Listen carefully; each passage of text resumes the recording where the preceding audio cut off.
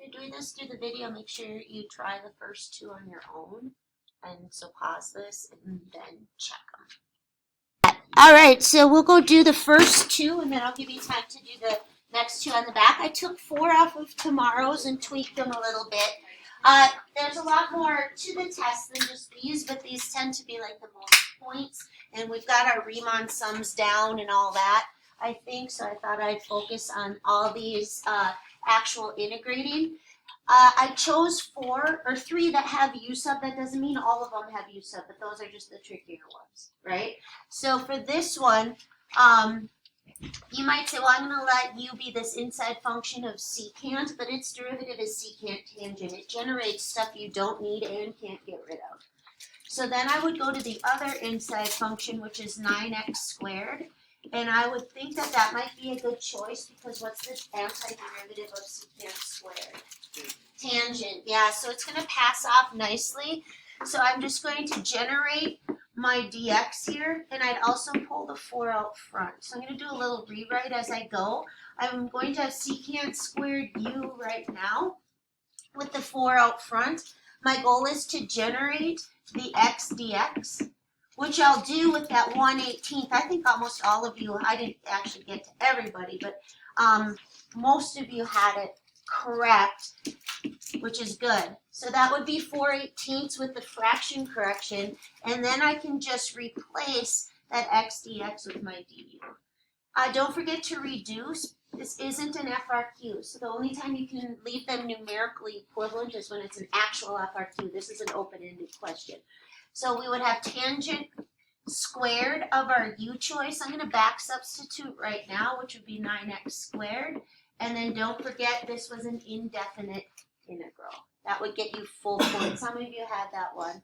That one looked good when I walked around for the most part. So that one's done. Just make sure you don't leave the 4/18 and make sure you don't touch your calculator because you won't have one tomorrow. All right, the next one with the definite integral, you should know that your answer is going to be a number. And you should be able to arrive at that with arithmetic and stay off your calculator. So again, my u choice, because I don't have a quotient rule, I'm going to let it go with that inside function. Make sure you change those limits. So when x is a 0, I'd have 7 for my lower bound, right? And when x is a 1, I would have a 1 for my lower bound. So make sure you change the limits when you do the definite integral, so that when you rewrite it, you're good to go. So this would be what, a negative 18 dx. We good so far? So then you look up here, and I bring the 6. I'm going to do my rewrite as I go. I've got my 6. I've got my new limits from 7 to 1. I have my u squared in the denominator. And right now I'm trying to replace, negative 18x squared, correct? So right now, I wrote on here, so that's kind of why it's messing me up here. That's what it was originally. So negative 18x squared.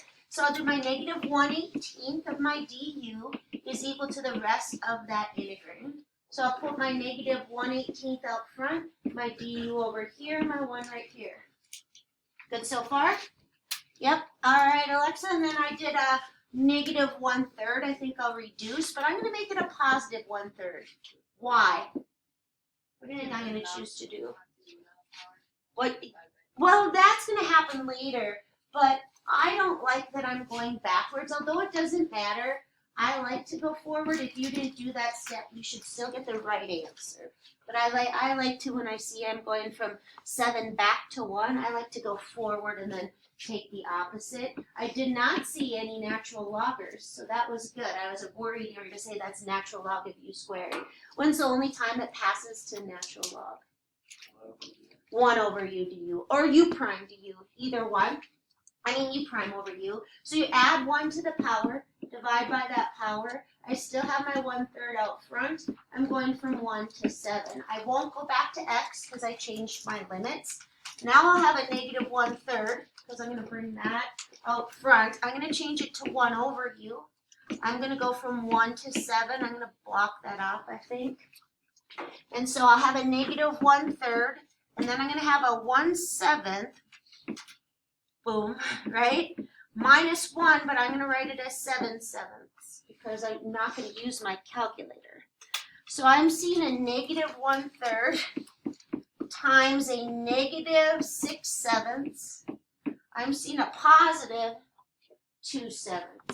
And this is the only time I've done this problem. Did you guys check it on your calculator? And that's what it is. All right, so that one's done in full. You can see why these are, I'm focusing on these. How many points do you think that's worth? Because it's not multiple choice. I don't want to, I could multiple choice on this, but I don't want to because I want to see all the steps. Probably about 5 points. You know, you've got your U choice, your fraction correction, your antiderivative, your arithmetic. So I'm focusing on some heavy pointers. All right, so next thing I want you to do, what time are we done? I don't know. I'm going to give you time. Yeah, so go ahead. I'm going to pause the video. I'm going to give you time to at least do number 3 on your own. With number 3 to get started, because you're either going to get it right or you're not going to know how to start. There's really only 2 options for this. You either know what you're doing and you flow through it and you get the right answer because it's easy process. Or you're like, I have no clue how to get from here to here.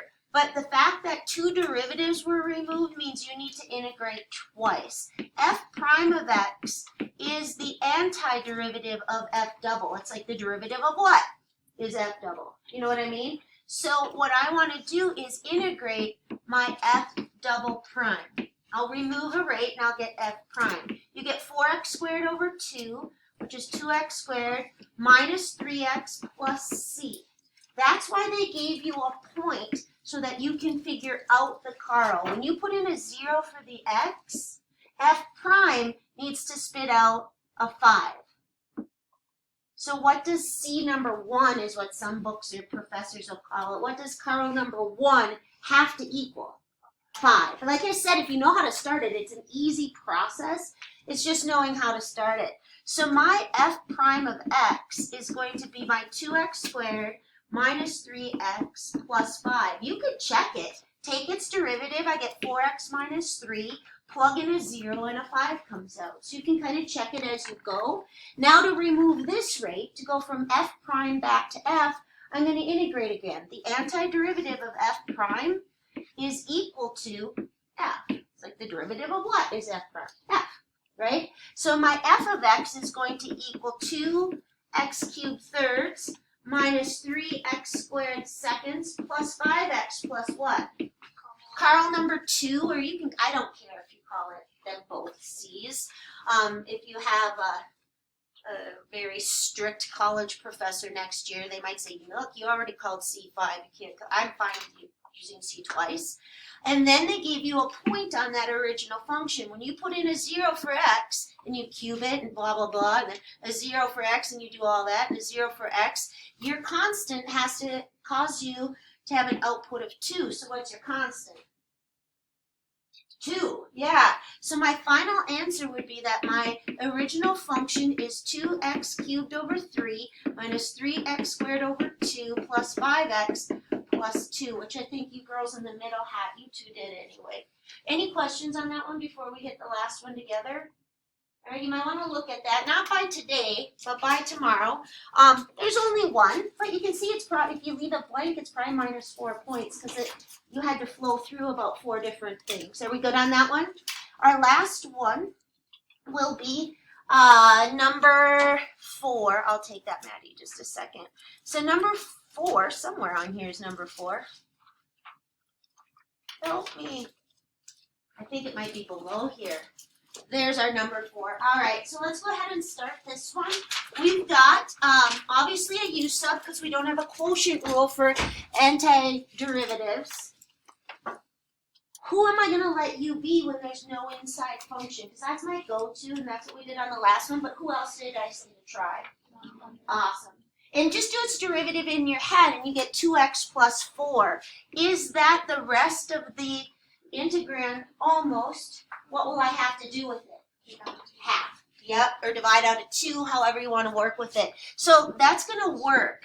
But when I let u be the denominator, and it's simply u, who do you think this is going to pass off to? And it even says in how you're supposed to write your answer. This is going to go natural log e. Yep, and I chose this one because I want to make sure you know how to simplify it. I want to make sure you know the pre-calc of it. So let's let our u be x squared plus 4x minus 1. I've now generated something over u, not u squared like the last one. This is over u. I need to change my limits so that I don't have to go back to x. I could, but I don't think you should. We'll go from 0 to 1. When I put in a 0, I'll be at a negative 1. When I put in a 1, I'll be 1 plus 4. I'll be at a 4, right? So that's what I've got in terms of u right now. My limits are now for u. I plug the x's in. My denominator is u. My du is twice x plus 4 dx. So just with a little tweak of a half, or I think, Ella, you said divide by 2. You can call it du over 2 if you want. I don't care. I do get the rest of the integral. So I'm going to go back over here and go, well, this is 1/2. And again, you can put u prime over u, 1 over u du. I like to separate it, and I told you for reasons coming in the next chapter. So that's what you're sitting there with. Who does this antiderivative go to? Natural log of what? Absolute value of your u choice. We are doing that from 1 up to 4. So I like to pull the half out front and just kind of, sometimes I even go like that. But I'll have the natural log of 4 minus the natural log of 1. Now there's 2 ways to do this. What is the natural log of 1? Because this says write it as a fraction times the natural log of a constant. Right now I have a fraction times the natural log, the difference of natural logs, right? Which means I need to condense my natural logs. You have 2 ways to do that. Because this is the natural log of 1, do you guys remember what natural log of 1 is? It is 0, so you could just say it's a half natural log of 4. Or if you miss that, and only it's because it's 1 can you do that. Remember the subtraction condenses to division. So do you see how either pre-calc law? So now I have 1/2 natural log of 4. And it just said as a, didn't it just say fraction natural log of a constant, right? But what if it's at a fraction times the natural log of 2? Then you're like, well, I got 1/2 ln 4. Then you would keep going and say 1/2 ln of what? 2 squared. And what would you do with the 2? Bring it out front. So natural log of 2 is also acceptable. So you have to just kind of look. As how that one was stated, you could leave it here because you do have a fraction times the natural log of a constant. You would lose a point if you left it here with what the directive was. Any questions on that? Those I picked because they're high pointers. All right, there's some 1-pointers, there's some trapezoid rule, over underestimate stuff, all that stuff that's in your review packet, but these are the big pointers. All right, we are done. I'm going to pause that.